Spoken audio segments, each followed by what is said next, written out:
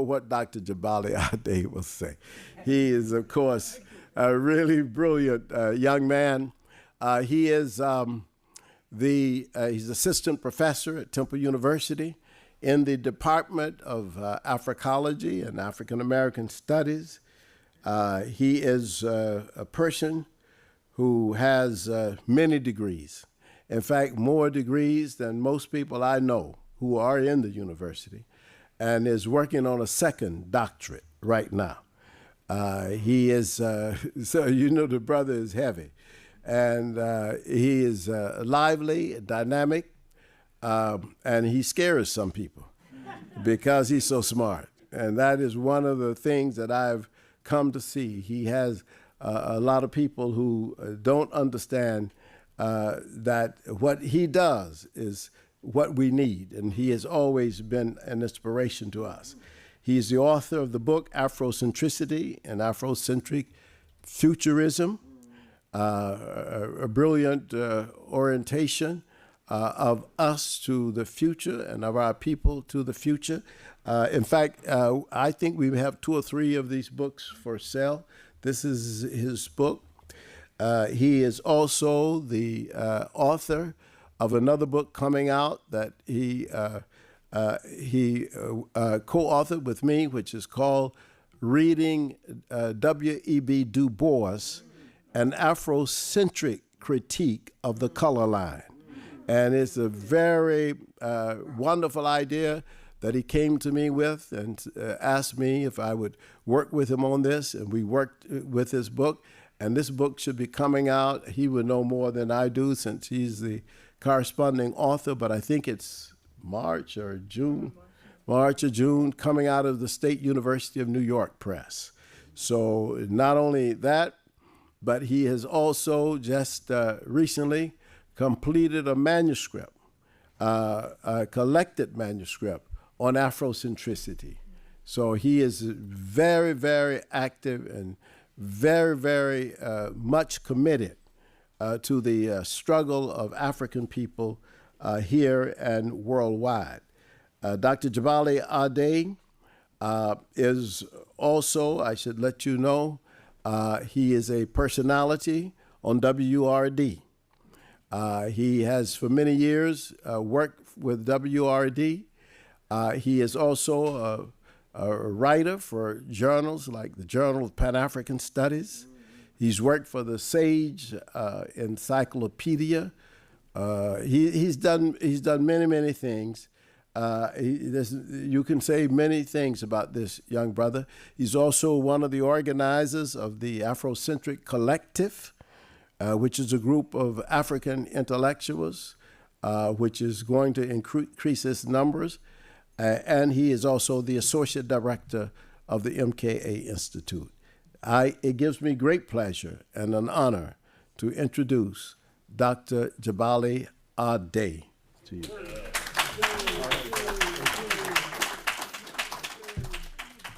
Hotep. Hotep. Am I loud enough? Y'all good? I'll talk loud. How's everybody doing? Yeah, we all right.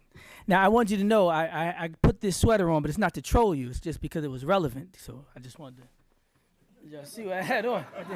I didn't want anybody to think I was trying to. I just wanted to. I never really got to wear it. You know, you can understand. You know, at the time, it just. You know, by the time my package arrived, he wasn't even in the race no more. I said, they got me. I need a refund. But I said, you know, it's a nostalgic piece. You know, I could wear it for the sake of our conversation. I want you to know that I've been let down before. You know, sometimes it's good to see somebody that's been through what you're going through. You know, so somebody say, I don't know what we're gonna do. I say, I could tell you. We're gonna keep on keeping on. And we're going to, you know, keep moving forward. That's what we did, you know. Shout out to anybody who can relate with a similar shirt. I will say this. I'm also, I contributed to a special issue about HBCUs. I had the opportunity to go to Dell State University yesterday. And I always remember people saying that there's something different about the HBCU experience. And I have encountered that experience to the extent recently that I definitely want to dedicate a significant amount of my future scholarship toward helping people understand the value and uniqueness of this experience in these institutions. Because the article that I wrote, the main theory of the article is that whether you went to one or not, or whether you went to college or not, you need to support our HBCUs. And I'm trying to really institute a genuine cultural shift where even though you're not rooted in that tradition firsthand, you recognize the importance that these institutions have for our community and the excellence that they produce to the extent that we can maintain them ourselves. Because we do have the power to economically if we just had the consciousness. Like Dr. Santi and Dr. Krenger talk about a crisis of consciousness, right? That's where the battle is. But I felt the difference and I saw the difference. The first school I ever applied to was Morehouse. I could say that now, but I think it's very, very important for young people in these moments to recognize how to channel their frustrations. That's one of the things you can do. You can do for self. You can stop trying to wear their wigs. You can stop trying to go to their schools. You can stop trying to force yourself where people don't want you and where you don't belong in the first place because it's not edifying you and wasn't built for you. That's one thing. People always say, what are we going to do? I know something we could do. We can overflow these HBCUs like never before. I'm talking athletes and scholars. I know Del State said they got one of the best aviation programs in the nation, putting out more black pilots than any other school in the nation.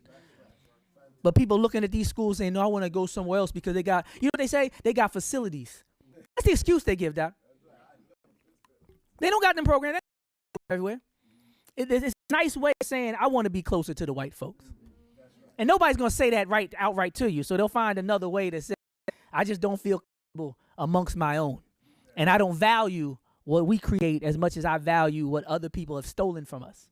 But let me go ahead and get started on that note. Yeah, fear not. We're not like those that have no hope, you know.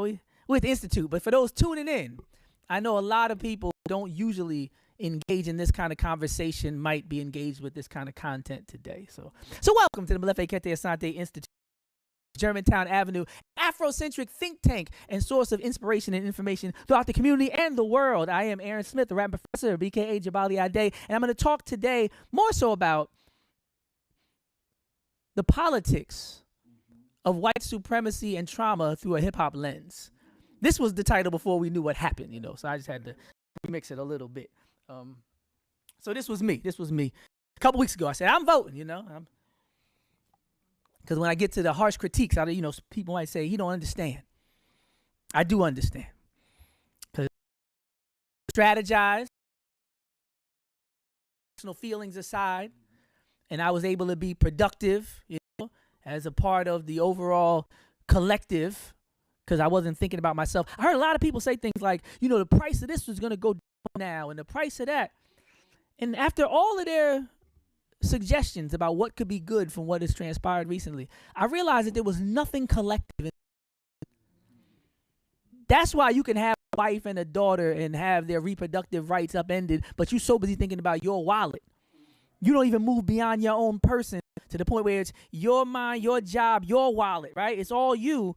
So you don't even see the fact that as you're being enriched, the whole community is being destroyed and decimated. But I know people thought they had a real argument. They said, well, he's going to do gas prices. I said, but this all nothing to do with the collective. We're collective communal people. Why is your political analysis so individualistic? Even if it was accurate, even the prices do go up and down based on, that's not what's going to sustain us, the fluctuation of prices. But I've noticed that there's a rampant capitalism, misogyny, and individualism that's reached a level of violence. To the point where not only will I not pay attention to your plight, I will sacrifice your condition for the enrichment of my own. As long as I'm good, I don't care what happens to y'all. That's where we've reached now in our community, where people are, you know, it's a okay. So, gotta talk, y'all. We gotta talk. So, I was on the radio a while ago when I'd ordered my shirt. The time frame I'm talking about. Boy, they was on me, Doc.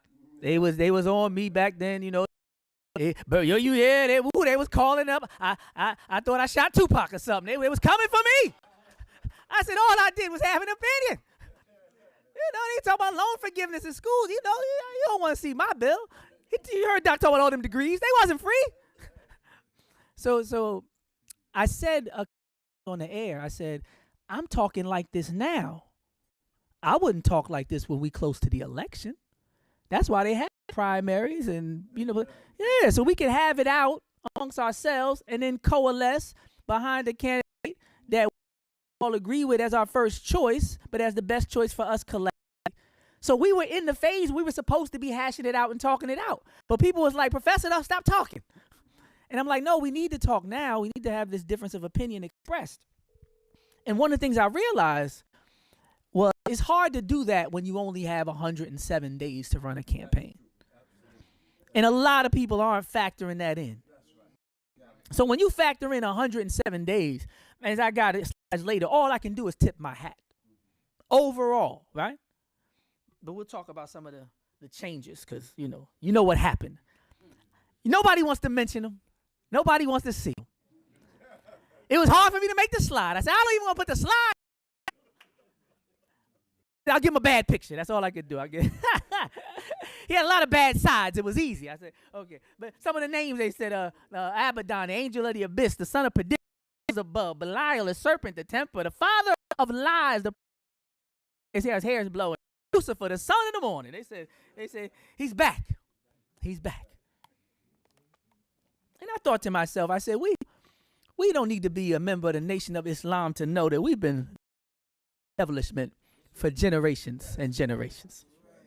So somebody acting evil toward black people with power. He didn't have any more power than Frederick Douglass's slave master had over him. Right? People got power now. He don't have no more power than them other presidents had that was owning us as people. I'm going to get to that in a minute. I'm getting ahead of myself. Because when I say misogyny, I think, after all, mute our kids, don't play his music and all that other stuff they talking about. I said, what happened to the fact that you can be prosecuting P. Diddy, lock up R. Kelly, and then elect a adjudicated rapist? What message are we sending to our daughters and our wives and our mothers? What are we saying to our sisters? 2024. We know he did it. Push the button anyway. That's when I say we reaching a level of visualism that has crossed the threshold of violence. We so careless about how our other people that we won't even worry about the potential for an assailant. We're not talking about potentially this can happen to you. We're saying we know he does that. We want to send a message to tens, if not hundreds of millions of people throughout the world about what we tolerate and what we celebrate and what we champion. Do you know the kind of danger you put Hayes Tilden Compromise when they pulled them troops out the South before the Great Migration? And they was talking about down there they was building trenches. They talk about mass graves that they was burying black people when they just ran rampant after the Reconstruction era. There was nobody there to protect us anymore. They said, well, similar to today, if you make a deal with me, you do whatever you want to them down there. We'll take the troops away. So the message you send, the message is, it's on y'all. Figure it out. The message we've sent women throughout the world is, it's on y'all. Figure it out. It's a gas to go down. So if that means that you can't feel safe even after daylight savings, then so be it.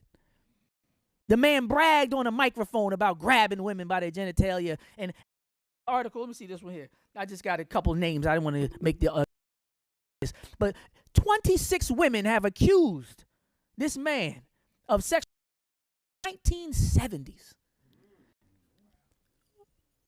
We in 2024, y'all. That's over 50 years of accusations. They say 90-something% of the accusations don't go reported. So if we got 26 right here on record, if that represents 10%, that's probably 200 people that then had a negative interaction with a predator, with a monster, with an adjudicated rapist. And somebody want to come about the price of gas and the Ukraine conflict. You mean the Ukraine that wasn't letting the black people on the train? That Ukraine? You telling me you want to talk more about the Ukraine and talk about your mother and your daughter's safety? For me, that's what they call a non-starter. You tell me I got a candidate I want you to consider. Let me start here. He's a rapist. I said, I'll see you later, brother. I'm good on that candidate. You didn't hear the rest. I don't need any more. How do we get past that? How do we move past, oh, he been found liable of raping somebody, but we need to talk about something other. Can you imagine? This is the state that we're in, but we got to understand what we're up against. In the hip-hop context, there's a song from Lauryn Hill. She had a live album called The Mystery of Iniquity. And she said, when the son of perdition is commander-in-chief. For those who know, biblically literate, the son of perdition, right? I told you earlier, this is like the devil the Bible speaks of, as the Hebrew Israelites would say out on the corner, right? And it said when this person that is referenced in the Bible is in the presidency, this is back when George Bush was president, but she said when the son of perdition is commander-in-chief, the standard is thief. That's what said the message can we candidly speak, woe to the men, she said, trusting in their chariots, they may lean on their horses, run their intellectual sources, counterfeit wisdom, creating the illusion of freedom, confusion consumes and turns them outwardly white, internally they absent of light, they trapped in the night, guided by the cane of the night, under the curse, waxing more worse, fact in the first, angelic being cast to the earth, it's time for rebirth, burning up the branch and the root, the empty pursuit of every tree bearing the wrong fruit, turn and be healed, let him who stole no longer steal, oh, it's real, so Lauryn Hill was saying this almost 20 years ago. When you got somebody in the White House who is a devil, you have to understand what that does to the national, intellectual, cultural paradigm for the progeny. Because when the young children look and they say, "Oh, that's what it looks like. That's what leadership looks like. That's what suitability looks like.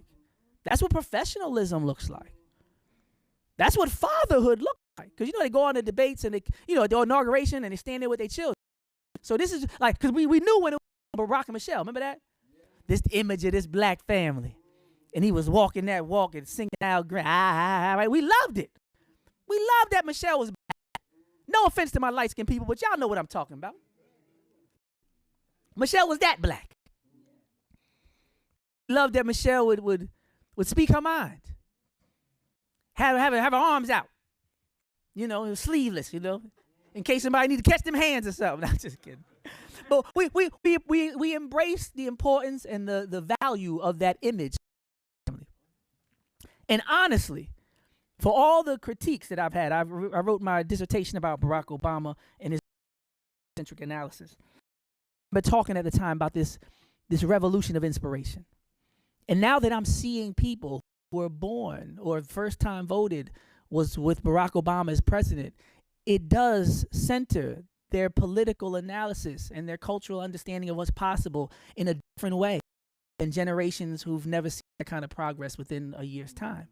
If that's all you knew, your first president was Barack Obama. And then Barack Obama again? Let's say you was 10. You just got into politics. And then by the time you 18, it's all Barack Obama. All that other stuff is black and white history. So that's powerful that I'm seeing these people who understand that the impossible can be done. That's why they were so sweet and so optimistic, and that's why they won't falter and they won't fail. And I have a lot of faith in these young people because they've seen the impossible done before in their lifetime. So I think it's very valuable that Barack stayed out of trouble. The comedian Eddie Griffin calls it an asterisk next to your name. So all the black people, he said, nobody gets out clean. If you black and you famous, they're going to put that asterisk next to your name. Oh, yeah, you was a good comedian, but you was a good NBA player, but that one time, right? He said they always seek to sully your name. They always want to put that asterisk next to your name. For Barack Obama to have existed in that space under that microscope, I'm talking for his children, for his wife, for black men everywhere that have been caught cheating. Could you imagine? They would have said, that's how they do. That's how they are. I'm so thankful that Barack resisted every temptation and stayed out of every scandal. You know that the phrase, they set us back. If Barack had been kicked out of the White House in 2 years' time, we wouldn't be having this conversation. It wouldn't have been no consideration for no Kamala. I think they would have changed, amended the Constitution, or amended it back. But I think it's very valuable for us to talk about healing, because we have to recognize where we stand. We're the choir in here. And when we talk to our relatives, even really get involved in politics, these kind of disappointments differently. I always say the master teacher, Asa Hilliard, said, I break computers. The more memory we have, the better we're able to process and engage information and analyze contemporary phenomena and even potentially predict and understand and prepare for future events. Like a computer. A lot of people are buffering. All they got is maybe that they don't know all the stuff we've overcame. They still say things like, I'm not my ancestors. And I'm begging, please stop saying that. I was giving a lecture about civics, and it talked about people taking their whole to the polls back in the day. The women, even though they knew they couldn't, who couldn't vote, who would be there to back up the men who would sort of be able to vote. They said sometimes the women would be there with the firearms, holding their man down. The whole family, if we got to go out, we're going to go out together, and we not up here to play no games. That's not the story you get from the feminist narrative or from the misogynist, individualistic narrative. You don't get that story of the power of the black family. So you need to understand our ancestors fought way more than people fighting today. Ida B. Wells was punching slave masters in the face, doing changing papers, expeditions, and identities. Like people was fighting. I don't know, getting to Martin Delaney or Nat Turner, like people were fighting out here. How dare you say I'm not my you should wish you were like your ancestors. But it's important for people to understand that people experience things and are traumatized from different things in different ways, different times. And that needs to be said in this moment. That needs to be said. I call it trauma shaming. I'm going to leave that up for a second. Because I was trying to understand what I've been witnessing. And I said, you know what? I got a name for it. It's the negative depictions and reactions to the mental health challenges and designed to minimize, dismiss, or otherwise question the legitimacy of people's responses to experiences and energies they receive. I'm going to tell you how it looks recently. Some people didn't like when Girlfriends didn't have a good finale, a real finale, you know. and they were crying about it. It's the first show they ever had with black women like this in their lifetime, you know. And then here they go. If you might not have watched the show, so you might be thinking that's nothing perfect. And that's why I brought you this first. You don't know how it's affecting somebody else. You don't know somebody's a 14-year-old first show they ever saw with an all-black lead and all black women, and now here they are with the show they love, and they can't wait to get home every week. See, you got to have some empathy to avoid trauma shaming. Because you can look at something and be like, what's the big deal? I know people that don't like sports. They see them grown men crying, right? Right? They see them grown men crying. You know, because we ain't, Philadelphia, we ain't, you know, it's been a minute. It's been a minute. So a lot of people in Philadelphia, just like a few years before the Eagles won, you know, it was hurtful when, you know, the season would end. And people were genuinely affected by that. If you had monitored them, like it was like a family member had been gone every time our hopes got up for the Super Bowl or something. And for me, you hear that I'm getting all these degrees and I'm reading. It's not my thing. But I have to appreciate that it is somebody else's thing. And I have to tread carefully when you engage people in efforts to not exacerbate or exaggerate the existing conflicts that they're experiencing within themselves. Right. You can make it worse by being dismissive. I'll give you a can relate to. You ever tell somebody about stop and frisk, getting pulled over, microaggressions, systemic or institutional racism, and they try to make you think it's all in your mind? Explain to some folks, especially in mixed company, and you be like, no, this is a real thing. And they look at you like, but if you just act different, maybe the cop would. You like, Philando Castile was asked to give his ID. He gave his ID to his child and his woman. What are you talking about? Then you get more upset than watching. Because now you're amongst these people like an episode of The Twilight Zone where they looking at you like you mad. Back around the video, you would look. You looking at the tape. You said, "What are they watching?" He was in control the whole time. I remember that line. He was in. Like 56 baton and 30 kicks. He was in control. You saw his face. That was not the face of anything. Not even his face. He came out with a whole new face. But if you dismiss people, it's not that deep. Because this is what we're dealing with this past week. I've heard these things. I've seen it on social media. Before the results was even like cold the next day, people writing people off, dismissing their leanings on their religious relations, like, cutting off family members and friends. And I said, wait now, it's not that deep. Why do you care so much? She ain't even black. It doesn't matter anyway. Now, for number 3, somebody said, well, I don't think she is black. I'm talking about timing. I heard a great presentation about somebody saying somebody was drowning, and somebody walked up to him while they were drowning and said, you know that this pool or this water closes at 6 o'clock. It's true, but what the heck you talking about right now, man? It says right there on that sign, no swimming without a lifeguard. And you up there like this, just because it's true, right? So I'm not arguing whether it's true. So don't waste your Q&A on me with the black question. I'm not talking about that. I'm talking about what you're saying when, and what impact it has, what value it has, and where it takes the conversation, or more importantly, the relationship. If you see me in a hospital and I'm crying over a lost loved one, and you tap me on my shoulder and say, hey, I'm just coming, $10 you owe me. I might owe you, but you've affected this relationship. You should have waited till at least after the wake. Maybe not the cemetery. Everybody will go to both. But I'm going to head out, before I go. Okay, let me go ahead. Mental health is personal. Trauma shaming is not productive or appropriate. See, I say, I'm the rap professor. This message, that's how they say it. But seriously, I think that people need that message, because a lot of times people's own discomfort with a lot of the issues of the election, you didn't have a candidate you particularly cared for. And whether you voted and held your nose or whether you didn't vote, you've been going through it. Because if you told anybody you weren't voting, I know you've been through it, because I was there to help put you through it. But seriously, a lot of people have a lot on them. They've been getting these text messages 8-9 times a day, right? Everybody got all this stuff built up. And when all that builds up into a disappointment, people start misplacing that aggression. Now we start going at family members and friends, and if you voted different or if you didn't, if you're upset about it or not upset about it, you should care. You shouldn't. So I think we need to sometimes take a step back and realize that we don't want to cause harm to people. I'm not even going to say that we love. We don't want to cause harm to people whose support we might seek in the very near future. And just as a matter of political stratagem, if we're going to work together later, how about we not totally disrespect each other now? Because it's going to be far more difficult. Because we're going to talk again before. So let's not act like this is the be-all, end-all, despite what he say. Last election ever. I laughed when I heard that one. I said, okay. I said, it didn't work last time you tried it, but okay.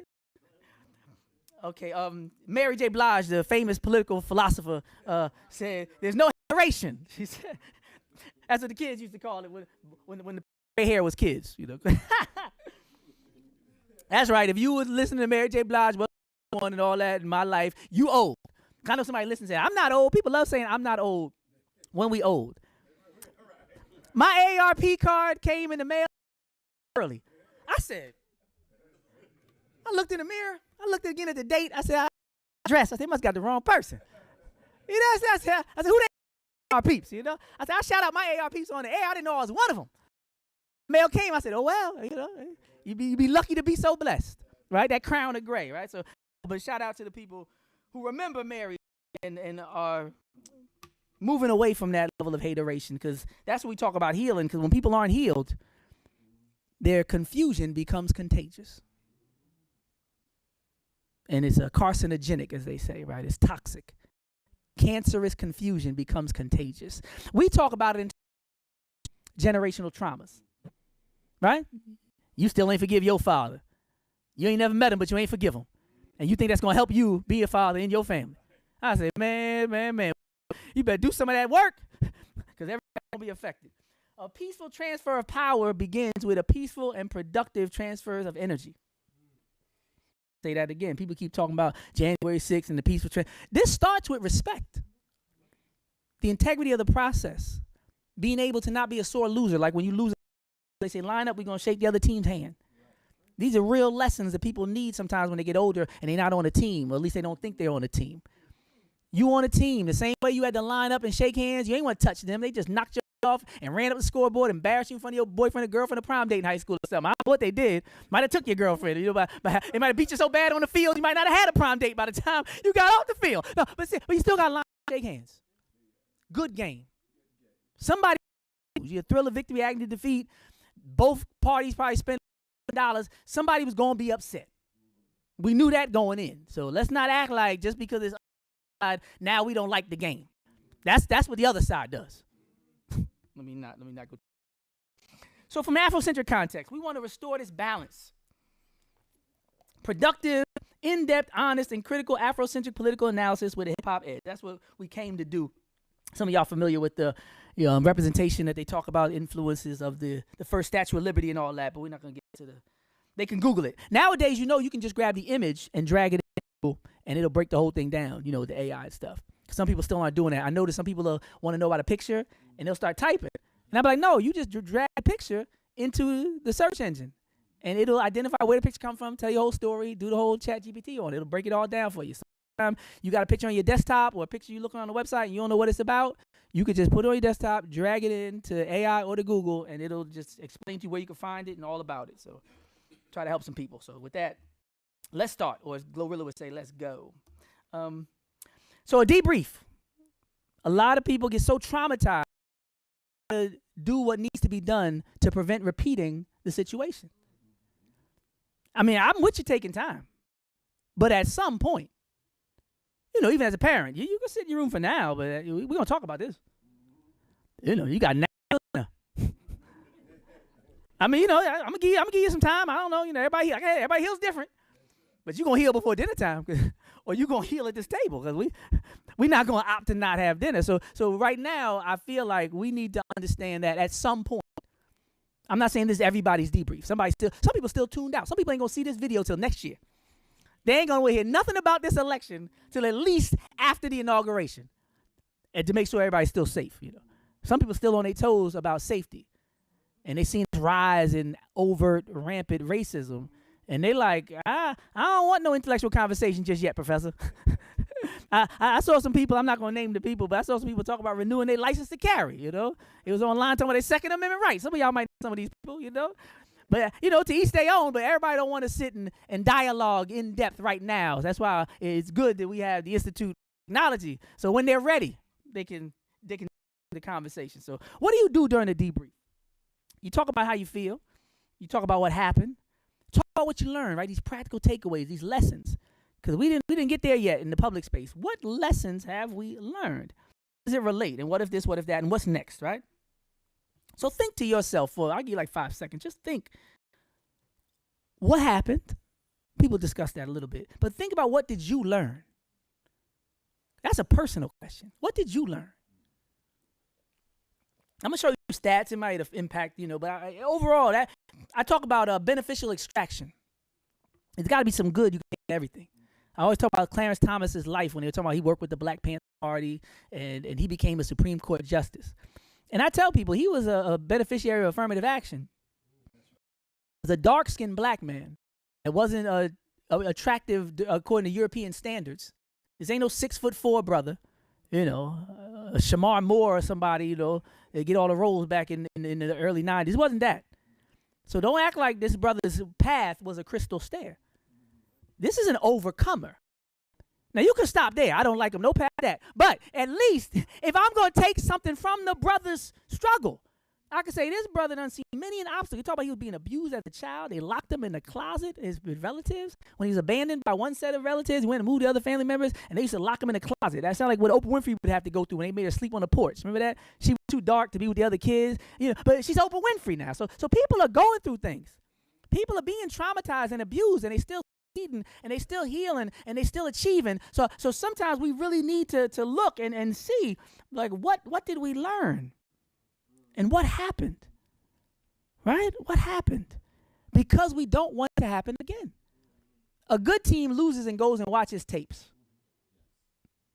Other people go get drunk and stop working out and enjoy the off season as though they won a championship. And even they shouldn't be looking to have too much of an off season because everybody's coming for you now. You're at the top of the hill. So you got to understand how people move the same way they was moving 4 years ago. They said when Barack Obama was dancing to At Last, sung by Beyonce, that Mitch McConnell and them bragged about having a meeting just a few away in D.C. about how to obstruct everything Barack Obama was going to try to do. They bragged about it. That So okay, they say weeping may endure for a night, right? So we done did some weeping. Let's talk about these stats. I got a few minutes to get things down. This is the one everybody's showing. Everybody's showing this one. This done went viral. Especially those white women. Woo! White women. Somebody gonna try to edit that out and have a soundbite. Look at Professor talking about the white women. White women. They take that one little clip. 59%. Look at everybody else, y'all. No, I'm saying look at all the other reds and look at white women.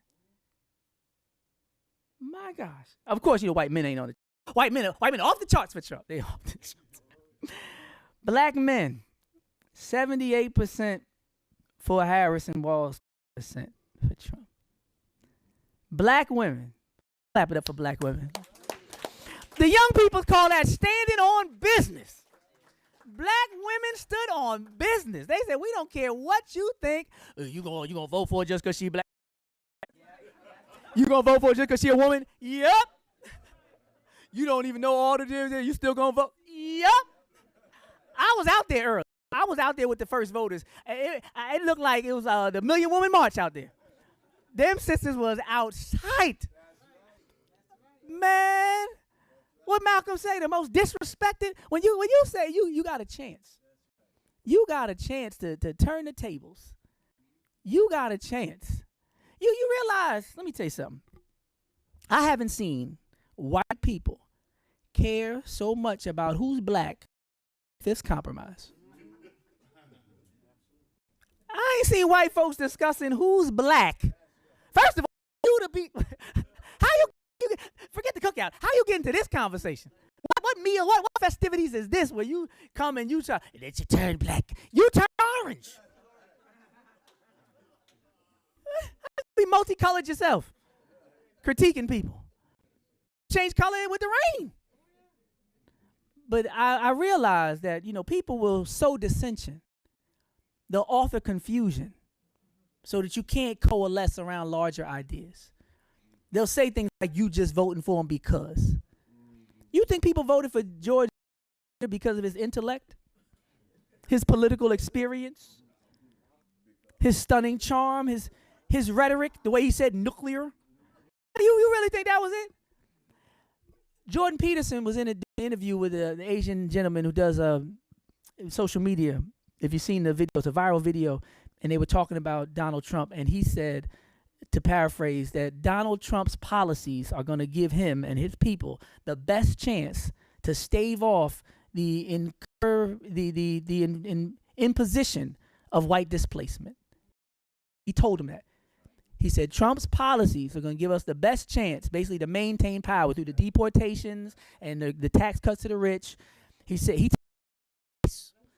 everything you talking about is fine, but this is why I voted. He said I voted for one reason, and he told him right outright, we're going to keep this thing a white power structured republic. That's it. But what some people did, the Latinos didn't get the message. Or they got it late. They'd already early voted. Then they got called a floating island of garbage. Now, we was in the background like the canary in the mine the whole time. People was coming up on the news talking about something. I don't believe he said that. Now I want to change my vote. Let me say to my Latino brothers and sisters, y'all knew. You just didn't know it was you. Right? What's the poem say? Then they came for me. I wasn't a trade unionist. I wasn't a Jew, so I didn't speak up, and then they came for me. There was no one there to speak for me. That's what happened to the Latino community. Because he was calling us S-hole countries. He was calling the Mexicans murderers and rapists. He was telling everybody else. You thought you were special? They wasn't even letting you vote. If you were special, they would have gave you the independence, service to the military, and your connection to the homeland deserves. Right? They let you be American citizens fully enfranchised, not just in terms of sacrifice and consumerism. You already being mistreated. You in a toxic relationship. All your friends, why this man that gave you a black eye loves you. That's how my Latino brothers and sisters look to me. Coming to me with a black eye, telling us, it's not what you think. I provoked him. That's how they looked on the news. Trump said, he been beating everybody. That is you. You want to act like it's different. That's like you got with him because he was cheating, but now you're surprised that he's cheating on you. Let me go ahead. I'll get too far. Take too far. Okay. All other races. Look at this now. This is everybody else put together. Still voted for Harrison Wells. This is Asian. Everybody else. There was only a couple groups. And this is worthy of in-depth study. This is where when you look at the history, even in terms of the DR and Haiti, like there is a psychosis running through the Latino community that can only find the parallels, like Doctor was saying, in terms of some places on the continent, when we talk about the propensity for Caesar Borgia and the image, the wigs, right?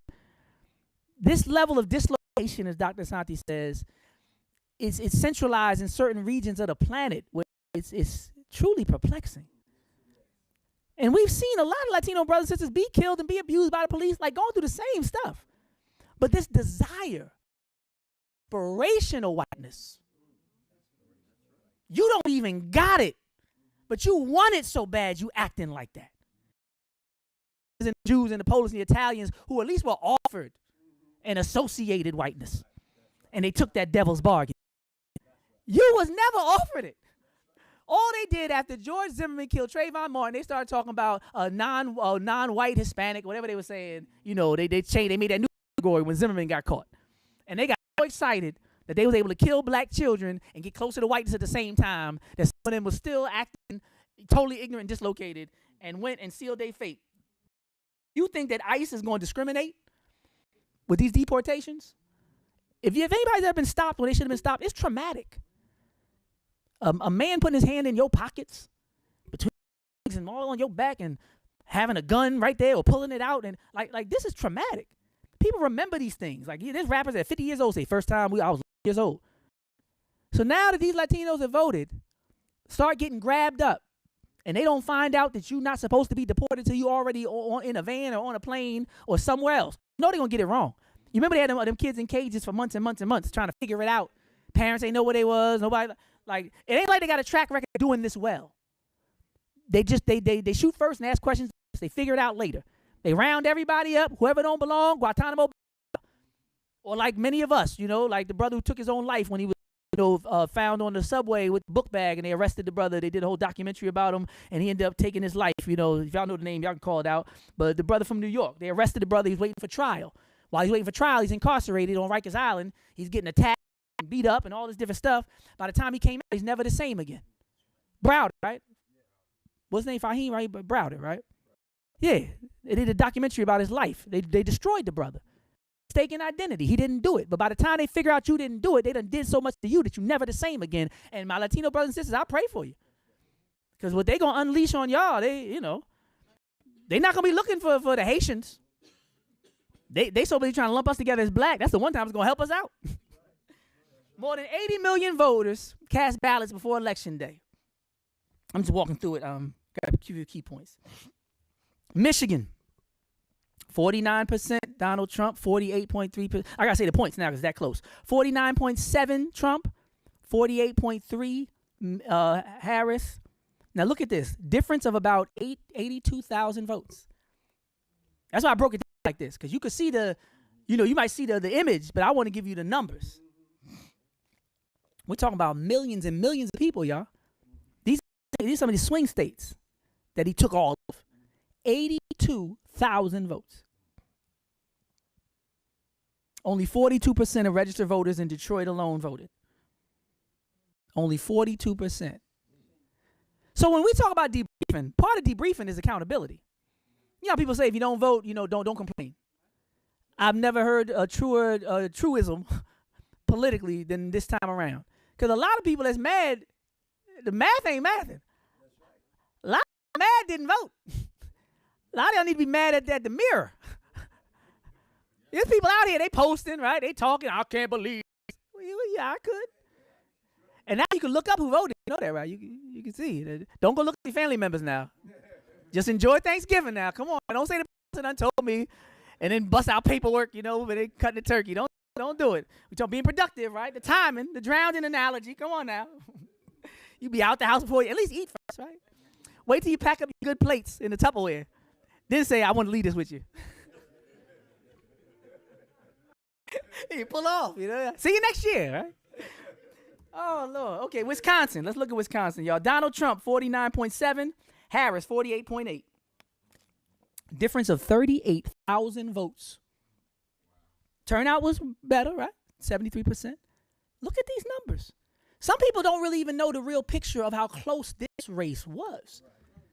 They so busy playing the blame game. We would have won if you had just listened to me. She should have did it. Wait. You ran a stellar campaign for 107 days and you almost won. There's a difference between restructuring and rehashing and upending and tweaking. When things are close and it shouldn't have been close in the first place, a lot of the onus and responsibility comes on the side of the people that made it close. Because we had some things going. We had 30 plus felonies. We had adjudicated rapists. We had some things with us that we didn't think it'd even be close. So the other side got to be accountable for the fact that they thought that those things didn't factor in. I can't change that. If somebody's going to say that being a rapist gives you a bump in the polls, because it did. After the felony, he won. He won. So I can't be accountable for that. So sometimes while we're debriefing, we don't want to push the things on ourselves that don't belong on us. Some stuff belong out of our conversation, out of our room. You know, that's on them. If people are going to do that, what we going to do? I got to get the PA. 51% to 49%. Only 42% of young registered voters ages 18 to 29 voted. People, the young people this, young people that, we weren't talking to the young people. And if we were, it wasn't about the things they cared about. I didn't even hear student loan debt forgiveness the whole cycle. I'm going to be real. With Bernie and them, at least everybody was at least talking about it. They talking about health care for all, student loan. I remember all the stuff they was talking about. This time around, I didn't hear nothing about health care for all. I didn't hear nothing about student loan. All them issues that to some people ain't nothing, but to somebody who's 20 want to stay on their parents' stuff till they 26, that's everything. They rack student loan debt, and they need health care that they staying on based on Obamacare they talking about repealing.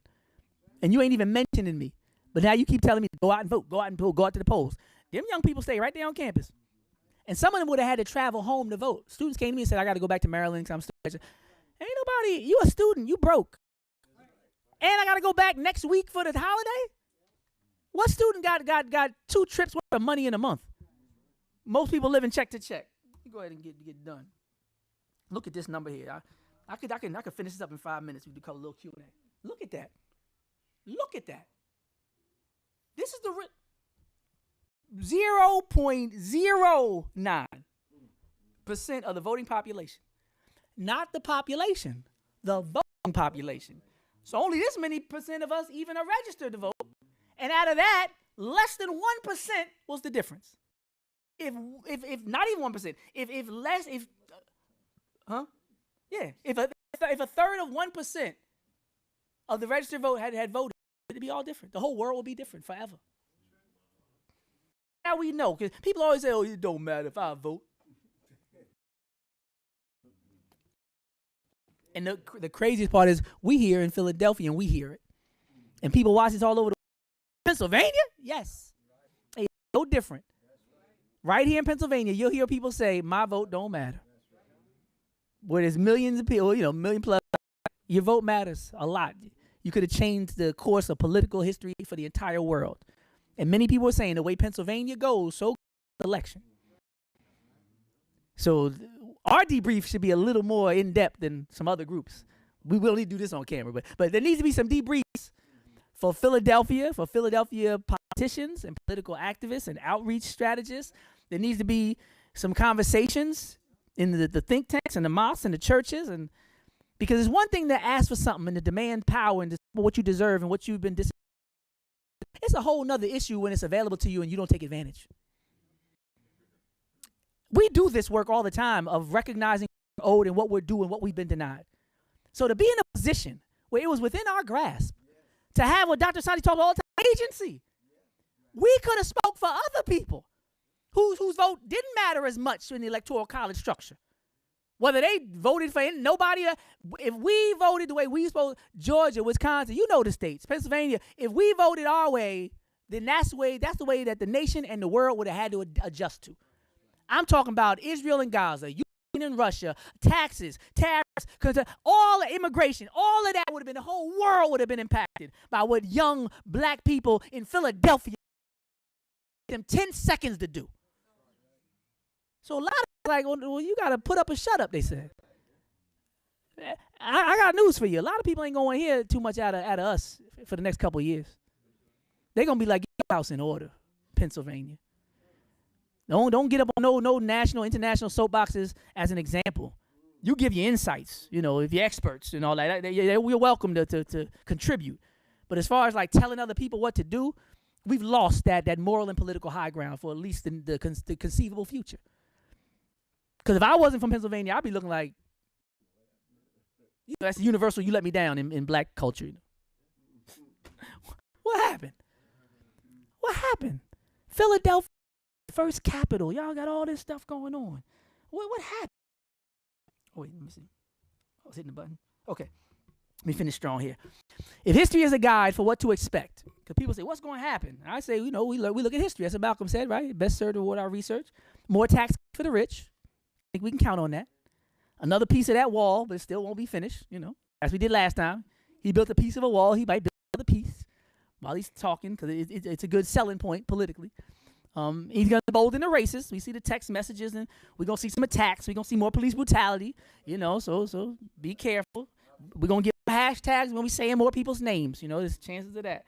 We just hope it won't be ours. That's all we can do. Other corporate promises, right? He made promises about the tariffs and didn't know what the tariff was, right? So, this is one thing that I will say as far as the economic piece. There will be a fluctuation where the rhetoric and the expectation meets the reality of Trump's leadership, because this happened last time. There was a reaction, like right now, the markets are going up. People talking about the stock market. See, he's in and everything's back. I say, no, his rhetoric is taking impact. He's a snake oil salesman. So when the salesman, just like when people wear their masks the first month or so they dating you, of course you love him. That's not him. When you meet the real him, then come back and talk about the relationship. But you on date number 4. So of course, it's all up, right? Or in stock markets, up and to the right.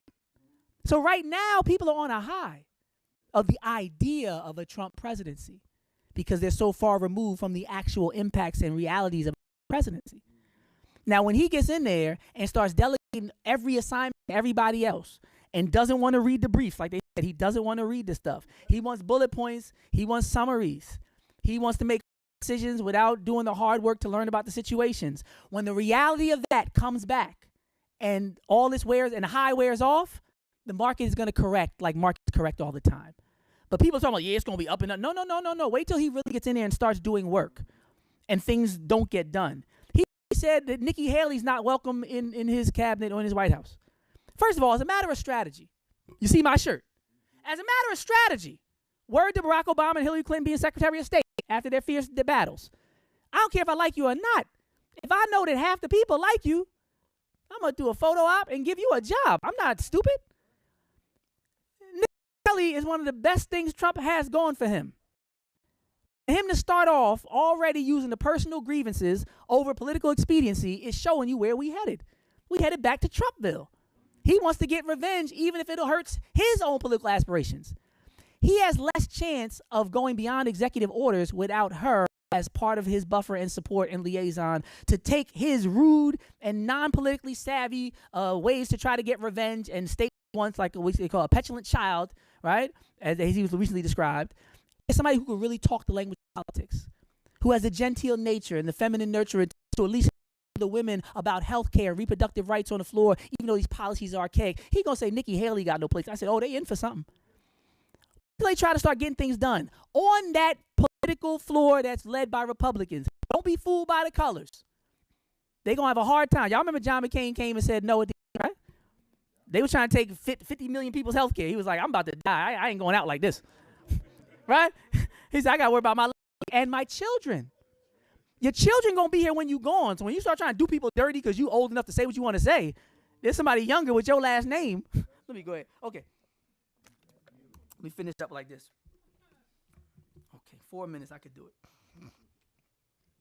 These are some of the critiques they were saying. She didn't separate from Biden. and the stance on Gaza and the genocide.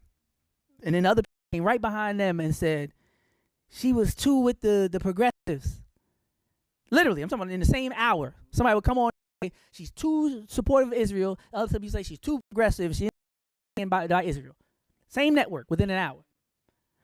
Abandoned. Now this is one that a lot of people said. This wall-style populism people were talking about in terms of even the shirt I'm wearing. That energy came back.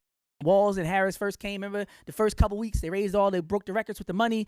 Big crowds kept going. There was this message. There was an air of populism. Everybody was welcome and included, and this broad range of issues were talked about. And then we got this Liz Cheney strategy. They said that the old Biden people came in and structuring a campaign. Wall stopped talking about the populism stuff, and she campaigned with Liz Cheney almost as much as she did with Walls for the last few weeks. And they said that moved the needle in no way whatsoever. And they critiqued Biden for that, trying to appeal to these 10 conservatives instead of these millions of progressives, especially the young people again.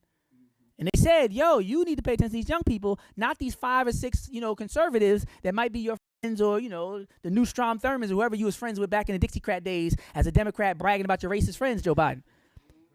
But apparently, somebody got into Kamala's ear and Wall's ear, and they pushed the campaign in that direction.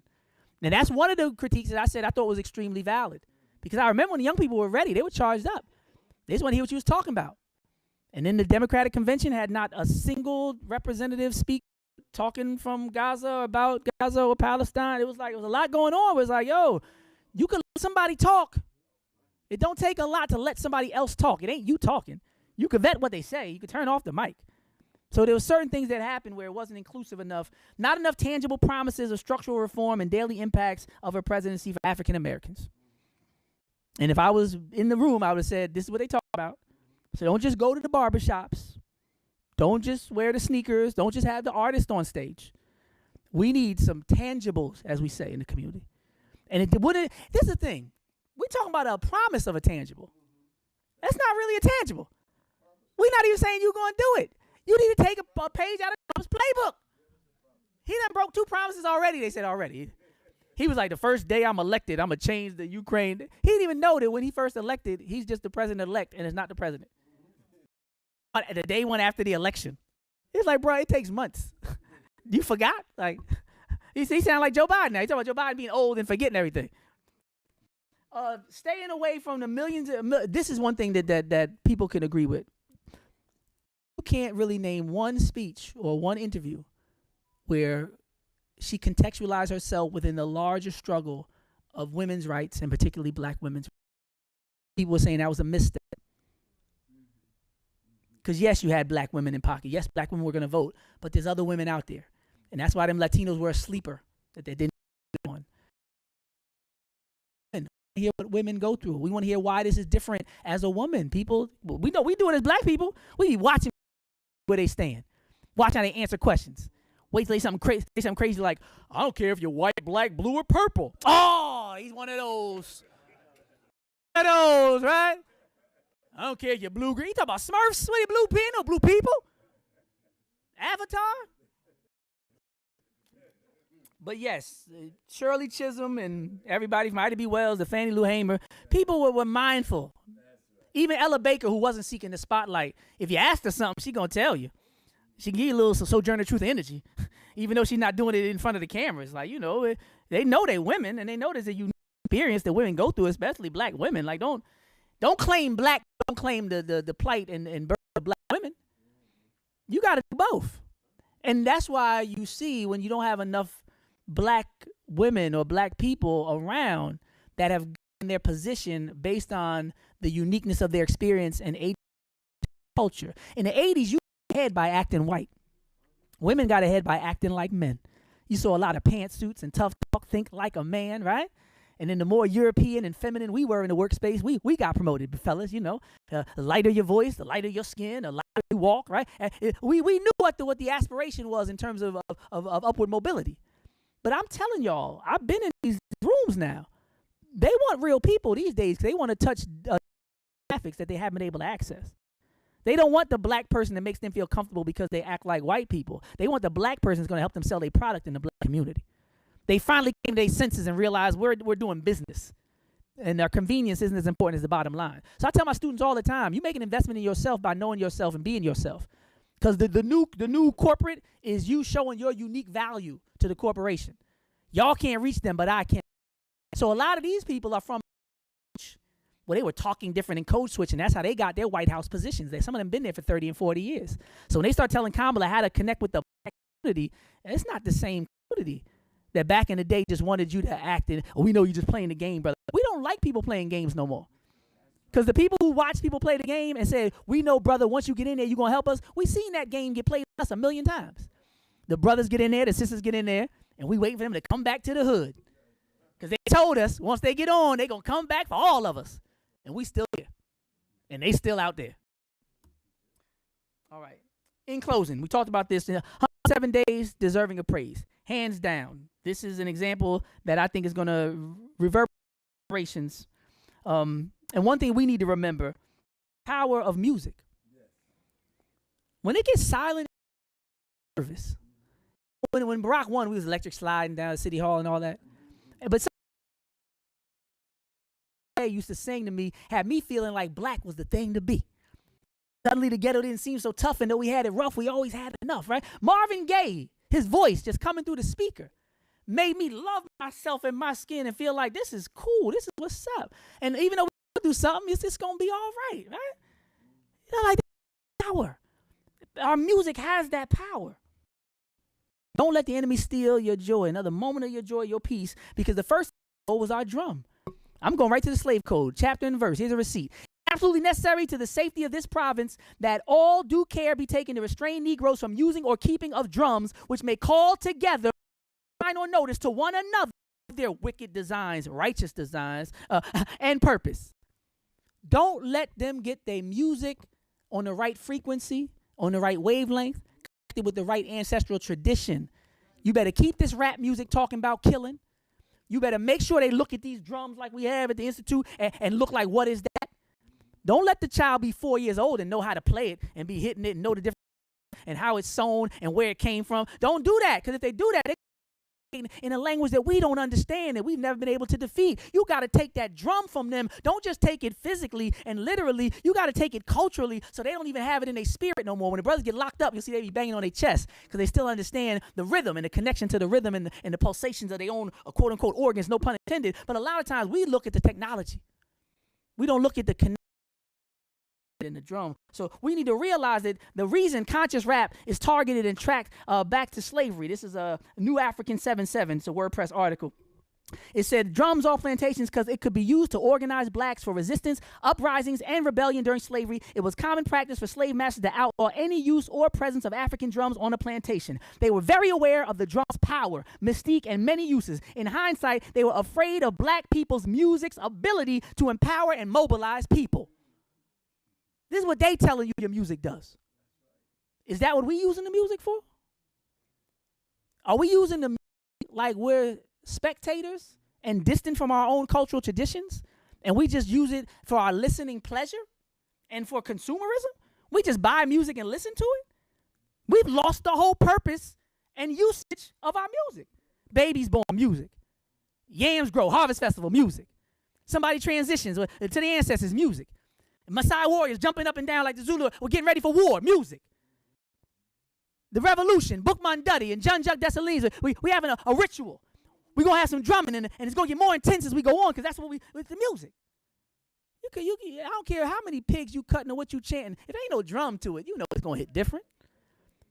You got to have that music. You got to have that rhythm. You got to have that drum. We got young people and old people alike. We don't even know what our music's meant to do. That's when we have situations where we reach a quagmire, a quandary. We reach an impasse in terms of our mental health, and we can't reconcile the reality we're witnessing with the aspirations we had, and our hearts are broken as we're seeing that the next president of the United States, we don't know that we need to turn to our traditions.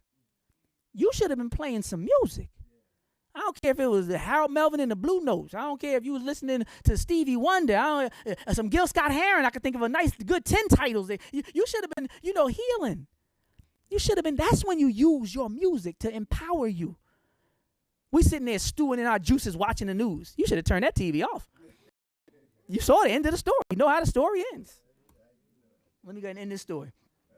It always arouses my imagination, wrote one person, to see the way in which the McIntosh County shouters tap their heels on the resonant floor to imitate the beat of the drum they're not allowed to have.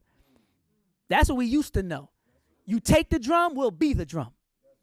Because we understand what its purpose is in our lives and how it connect us to our ancestors and one another and how it can heal us. Like now they talk about music therapy. They just now therapy. We've been doing this since the Dogon, thousands of years before they even knew that the Sirius B was in the sky. And now they talk, oh, music can heal people. You know, they put the salt pieces shapes and the water crystallizes differently. But we knew all that. That's why your mother would come in and hear you playing some music, say, turn the trash off. Don't play that in the house. She wasn't even listening to it. She said, don't play it in the house. Because she knew that energy, that frequency going throughout the house would change the frequency of the house on a spiritual level. People keep talking all this Hitler stuff. I'll close with this. Hitler this, Hitler that. And maybe he is like Hitler. I don't know. I'm not here to talk about that. But I want to ask you a question. When they make these Hitler comparisons, this is a question nobody's asking.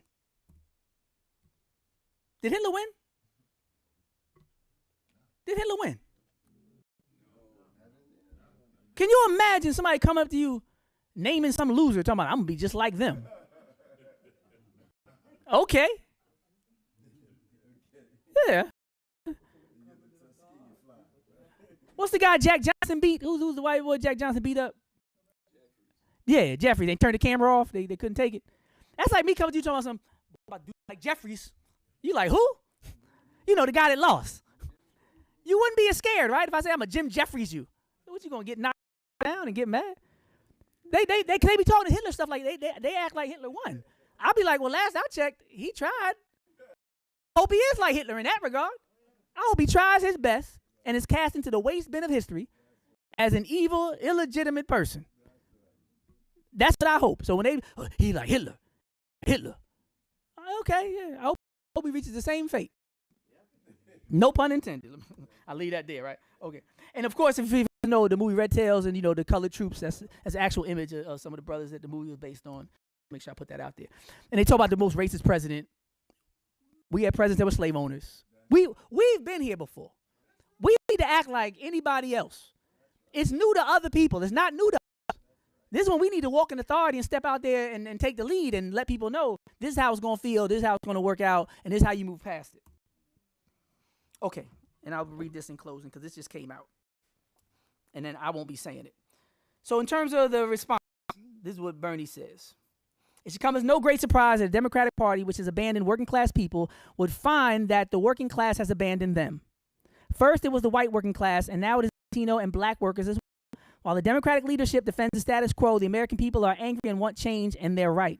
Today, while the very rich are doing phenomenally well, 60% of Americans live paycheck to paycheck, and we have more income and wealth than ever before. Unbelievably, real inflation accounted for weekly wages for the average American worker are actually lower now than they were 50 years ago.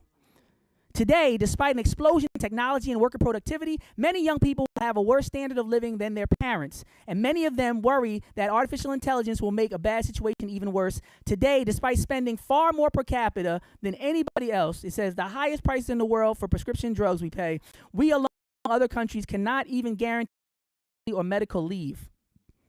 Skip down to the bottom. It says, will the big money interest and well-paid consultants who control the Democratic Party learn any real lessons from this disastrous campaign? I wouldn't call it a disastrous campaign, but I defer. It says, will they understand the pain and political alienation that tens of millions of Americans are experiencing?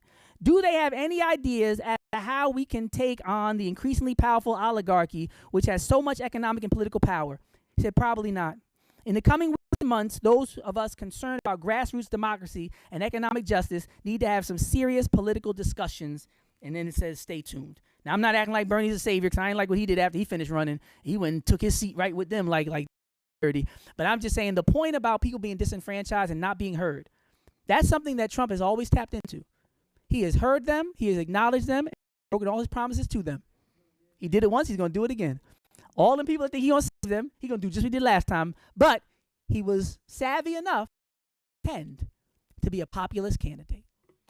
With that being said, I'll take a couple questions. Thank you. Thank you very much. And I just dedicated this to the young girls who might be seeing this attempt and one day, you know, finally crack that ceiling. Well, as we get the mic, any question online while we get the mic on? Okay. Question for you. All right. This is good too because it showed that people don't always need to stay together to produce greatness. You know, a lot of times there's a lot of unspoken shame around divorce and separation and having children out of wedlock. I'm talking about for the parents, not just how they stigmatize children. I've noticed that when I talk to people as I get older, a lot of people, like, they feel a certain way, say, oh, we didn't stay together, but things happen. Things fit together. And we, sometimes as elders, we need to understand that us working on ourselves can sometimes have more of an impact, transformative impact on our young people than always trying to tell them what to do. Because you know they don't listen to us, right? They see our gray hair and say, what do we know? Enough to still be here. But that's not how they see it. So sometimes us healing ourselves and letting go of our own traumas and our own shame could do a lot more to make them whole. But with that being said, first question. A great analysis of the and of Kamala and the history behind it. Two questions. I think that if she had more time, she would have won. And number two, when was the last time you heard any politician mention the term poor people? Well, you know, that one goes. They did like they did the minorities. You know, when they stopped saying black people, start saying minorities. Some stuff they just do away with forever. The thing about time is usually what you want to happen is for your opponent to make a political mistake.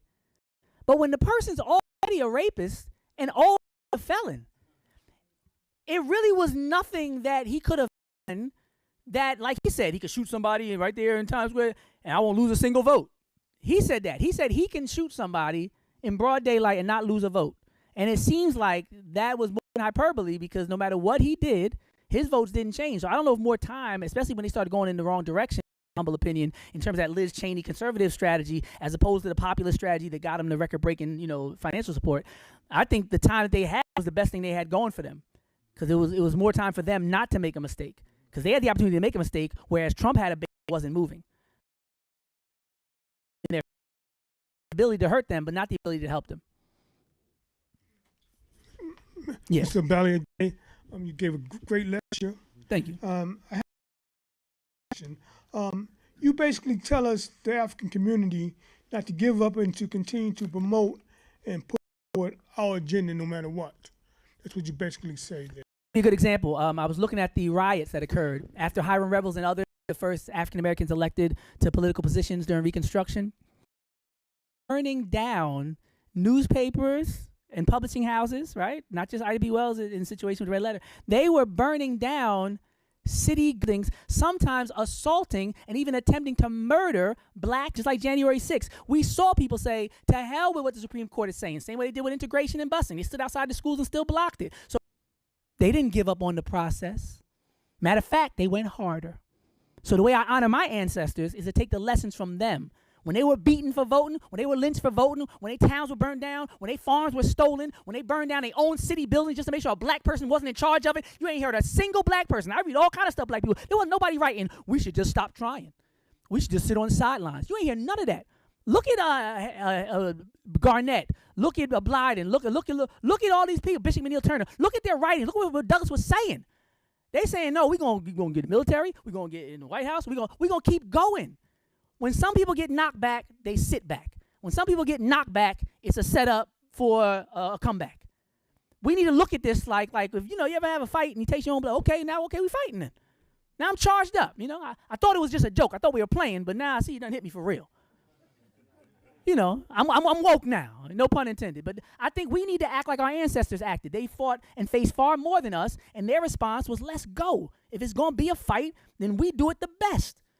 We had nothing. We weren't even full human beings, and we still believed in ourselves. Before I be a slave, I'll be buried in my grave, even though we were in bondage, being whipped and in chains.